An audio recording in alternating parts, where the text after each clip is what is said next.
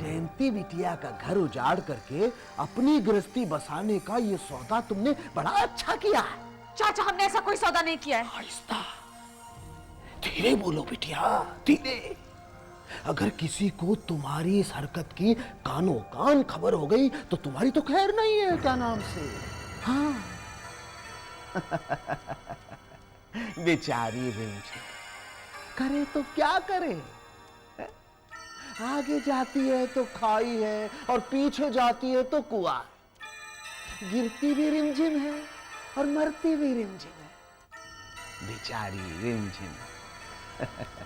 अब तुम ही सोचो बिटिया, क्या सही है और क्या गलत है। जय जय।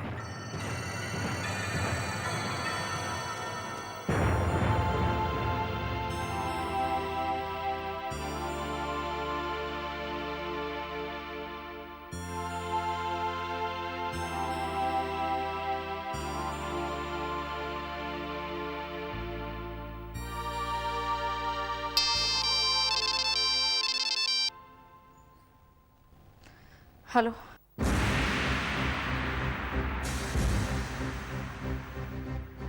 रिमझिम, नैना देवी बोल रही हूं। कल करवा चौथ है। जाहिर है तुम अविनाश की लंबी उम्र और सलामती के लिए व्रत जरूर रखोगी। व्रत रखोगी तो चांद की भी पूजा करोगी। तो कल चांद की पूजा के बाद तुम घर में सबको बता देना कि तुम्हारा पति कौन है। सबको बता देना कि राज ही तुम्हारा पति है, वरना अविनाश की लंबी उम्र छोटी हो जाएगी और तुम्हारा चांद हमेशा के लिए डूब जाएगा। इसे सिर्फ मेरी धमकी मत समझना, मैं ऐसा कर भी सकती हूँ।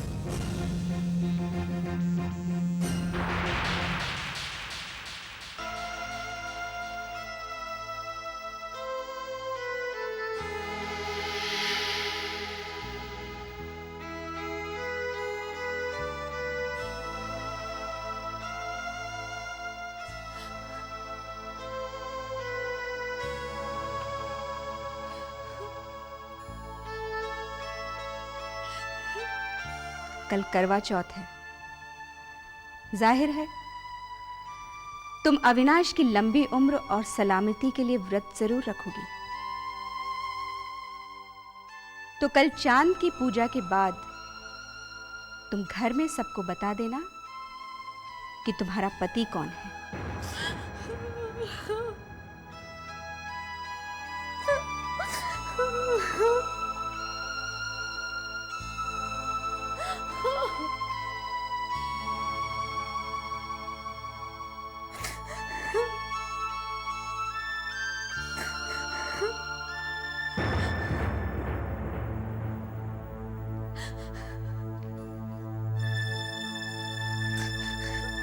वाह लड़की वाह, एक बात मैं तेरी मान गई कि नाटक करने में तेरा कोई जवाब नहीं है।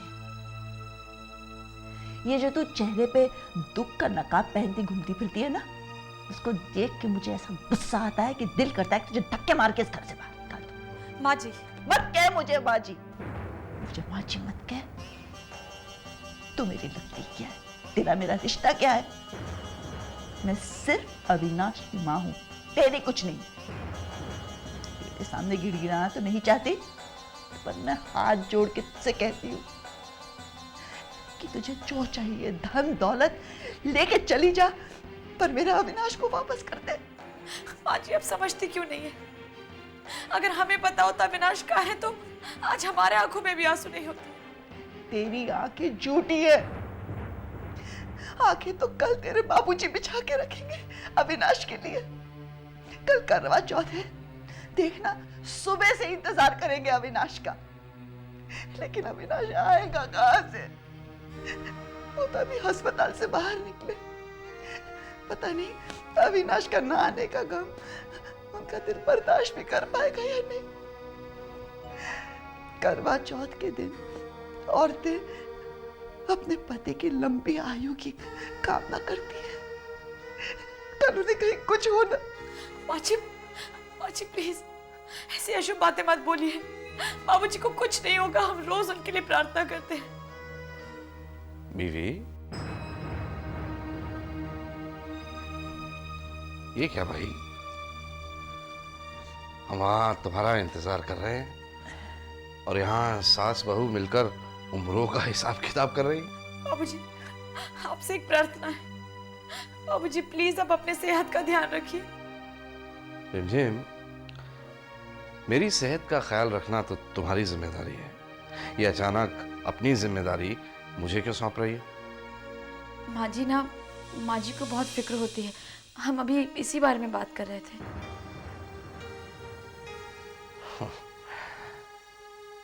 मेरी अब फिक्र मत करो बीवी।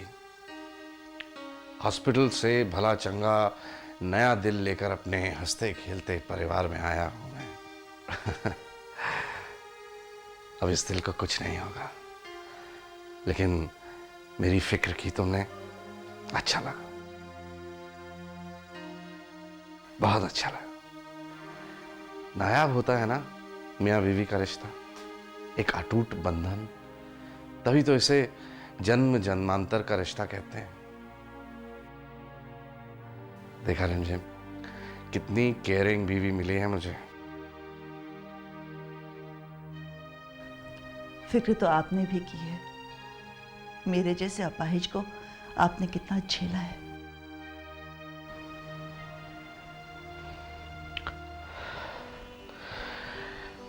ऐसे नहीं कहते बीवी। दिल जिसे चाहता है ना, झेलता नहीं, अपना लेता है। कल करवा चौथ है, तुम व्रत रखोगी, मेरी लंबी उम्र के लिए प्रार्थना करोगी, भूखे प्यासे रहकर। बीवी, ये तुम्हारे व्रतों का प्रताप ही तो है जो मैं मौत के मुंह से लौटाया।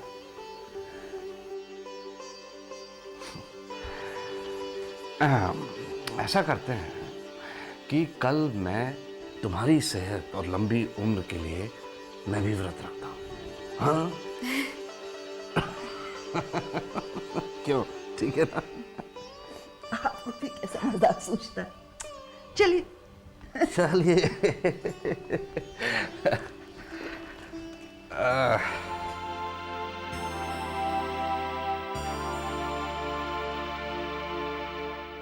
तो क्या बोलती हो बीवी? कल हिम्मत करके तुम्हारे लिए उपवास मैं भी रख ही लेता हूँ, देखी जाएगी। हैं? आप उपवास रखिए, तबीयत खराब हो गई तो? अरे कुछ नहीं होगा।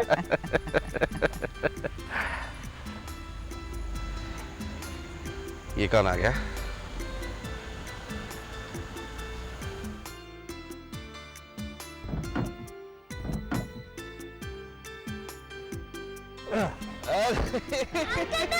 ईशा, कैसी है बिटिया? हाँ? अरे कनल साहब, नमस्कार नमस्कार, नमस्कार। नमस्कार भाभी जी। नमस्कार। वाह, आइए अंदर चलते हैं। आइए आइए। हमारी गुड़िया अपनी गुड़िया साथ लेकर आई है। हाँ, क्या नाम है इसका? निकी। ओहो, निक्की। अच्छा हुआ बेटा तुम आ गए। मैं तुम्हारे यहाँ आने की ही सोच रही थी।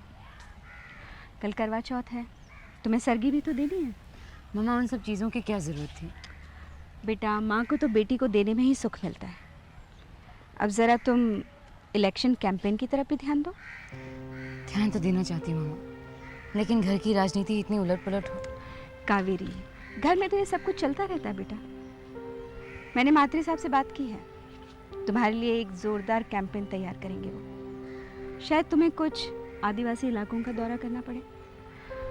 हम गवर्नमेंट के नीतियों के खिलाफ भी एक ज़ोरदार मोर्चा निकालेंगे। कावेरी, तुम्हारा ध्यान कहाँ है बेटा? कल करवा चौथ है ना, तो अचानक ध्यान रिमझिम के पास चला गया। अविनाश यहाँ है नहीं और अब तक उसका कोई पता भी नहीं चला। मन में बहुत घबराहट सी हो रही है। बेटा, तुम्हें इतना परेशान होने की ज़रूरत नहीं है। घर का एक सदस्य अगर इतने दिनों से लापता हो तो परेशानी तो होगी ना मम्मा। आ जाएगा, अविनाश भी आ जाएगा, लेकिन वो रिमझिम तक पहुंचेगा कि नहीं मामा आप ऐसा क्यों कह रही है? कुछ नहीं बेटा, मैं तो अपने दिल की बात बता रही हूँ तुम्हें। मामा आप बुरा नहीं मानना, लेकिन पता नहीं मुझे ऐसा क्यों लगता है कि आप अविनाश के बारे में कुछ जानती हैं।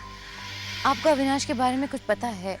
कमाल करती हो कावेरी, अगर मुझे पता होता बेटा तो क्या मैं तुम्हें नहीं बताती? मैं खुद इतनी परेशान हूँ।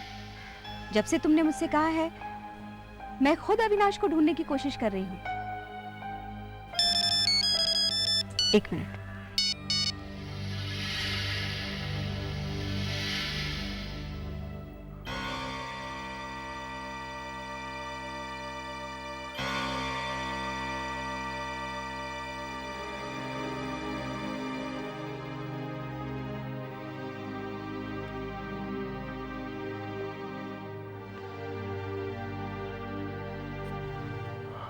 बोलो, क्यों बुलाया तूने मुझे यहाँ? रोहित तुम ऐसे क्यों बात कर रहे हो? पहले बैठ तो जाओ।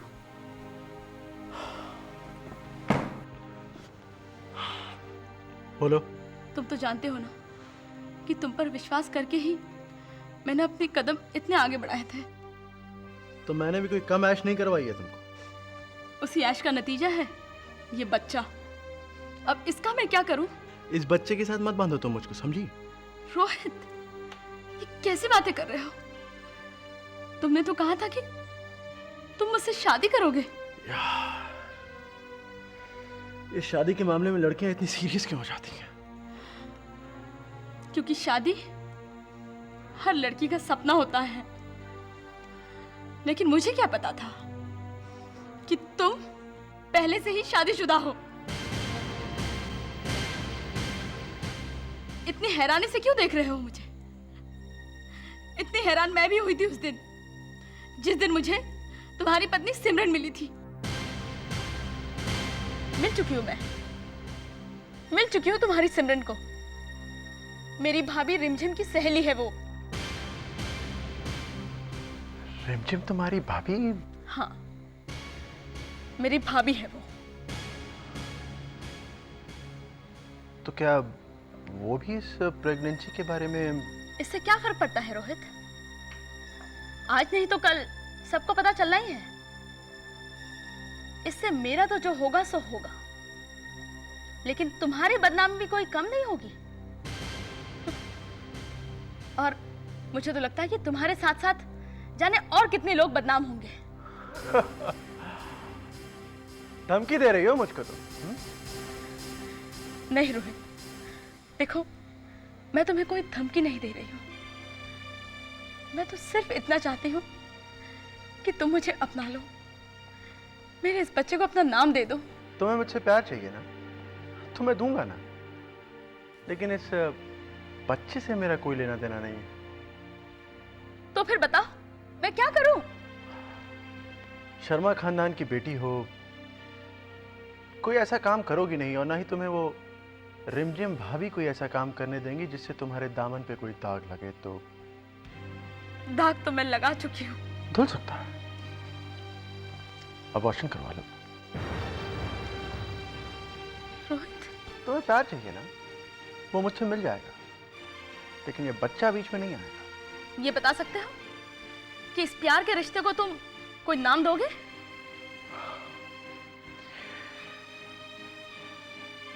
रिश्ते में बिना नाम के अगर हमारे बीच में कोई काम हो तो I am interested, otherwise I am not interested. Rohit, Rohit सुनो, ऐसा कैसे कर सकते हो रोहित?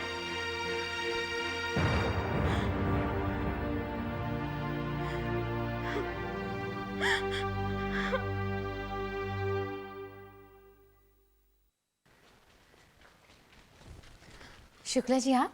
हाँ, राकेश बाबू ने बुलाया। अच्छा जी।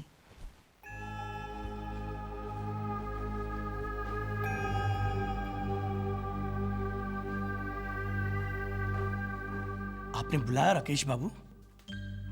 आइए शुक्ला जी आइए। शुक्ला जी, मैं आप पर इतना भरोसा करता रहा और आपके पेट में मेरी एक जरा सी बात नहीं पच पाई। शुक्ला जी, हम अपने 50% के शेयर्स बेच रहे हैं। ये बात आपने बाबूजी को जाके क्यों बताई? शुक्ला जी, आपका परिवार पलता है उस पैसों से जो हम आपको देते हैं। आपका घर चलता है उस तनख्वाह से जो आपको हमारे यहां से मिलती है, और फिर भी आपने हमारे साथ ही नमक हरामी की। मैंने तो बस अपने नमक का हक अदा किया है। भवानी शंकर जी ने बरसों हमें पाला है, हमारे परिवार को कभी भूखों नहीं मरने दिया। हमारे दिल में आज भी उनके लिए इज्जत है, मान है। मैं तो आज भी उन्हें ही शर्मा ग्रुप ऑफ इंडस्ट्रीज का असली मालिक मानता हूं। आप बेटे होकर उनके साथ बेईमानी कर सकते हैं, लेकिन मैं अपने मालिक के साथ हमेशा वफादार रहूंगा। आपको उसकी बहुत भारी कीमत चुकानी पड़ेगी शुक्ला जी। आप इसी वक्त नौकरी से रुको बेटा, इतनी तकलीफ मत करो। चलो मेरा इस्तीफा।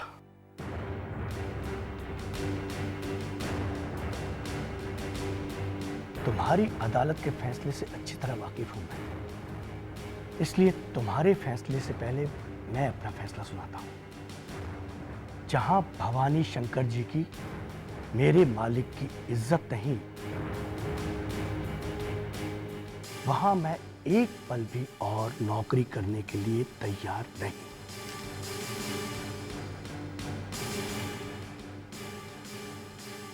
नमस्ते।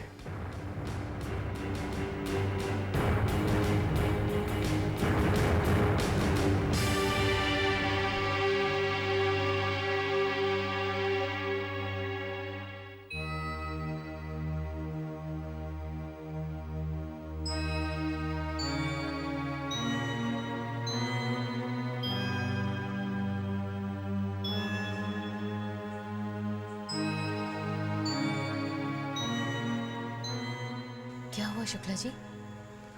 कुछ नहीं कावेरी बेटा, इस्तीफा देके आ रहा हूं। आज शर्मा ग्रुप ऑफ इंडस्ट्रीज से हमेशा के लिए मेरा नाता टूट गया। शर्मा ग्रुप ऑफ इंडस्ट्री से नाता टूट गया? क्या आप हमारी कंपनी ज्वाइन करेंगे? नहीं बेटा, जी भर गया इस दुनिया के रंग देख देख कर। लेकिन आज भी कुछ रंग सच्चे और अच्छे हैं शुक्ला जी। जानता हूं बेटा, तुम्हें 100 करोड़ का प्रोजेक्ट मिला है। कल को तुम्हारे सर पर भी पैसे का जादू चढ़कर बोलेगा और तुम भी बाबूजी की इज्जत करना भूल गई तो? नहीं नहीं शुक्ला जी, आप जैसे इज्जतदार इंसान और इज्जत देने वाले इंसान के होते हुए वो माहौल कभी नहीं बदलेगा। और वैसे भी मैं तो ये मानती हूँ कि बड़ों के आशीर्वाद से ही इंसान फलता है। शुक्ला जी, हमें और हमारी कंपनी को आप जैसे सुलझे हुए इंसान की जरूरत है। जब बाबूजी की तबीयत ठीक हो जाएगी तो वो अपनी जिम्मेदारी संभाल लेंगे, लेकिन इस वक्त हमारी कंपनी को आपकी गाइडेंस की जरूरत है। आप प्लीज ना मत कहिए। ये हाँ भी नहीं कहेंगे कावेरी। क्यों? क्योंकि कुछ देर पहले ही आपके यहाँ नौकरी किया करते थे, या फिर उन्होंने आपको आपकी गलतियों का एहसास दिला दिया? बस इसी की सजा दे रहे हैं ना आप इन्हें। वो चाहे जो कुछ भी हो, पर तुम इन्हें नौकरी पर नहीं रखोगी।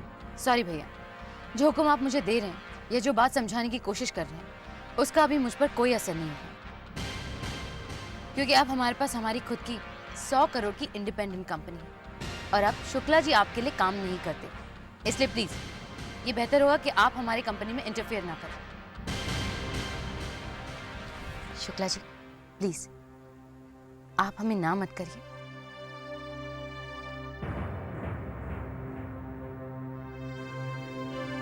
नहीं, ना नहीं कहूंगा।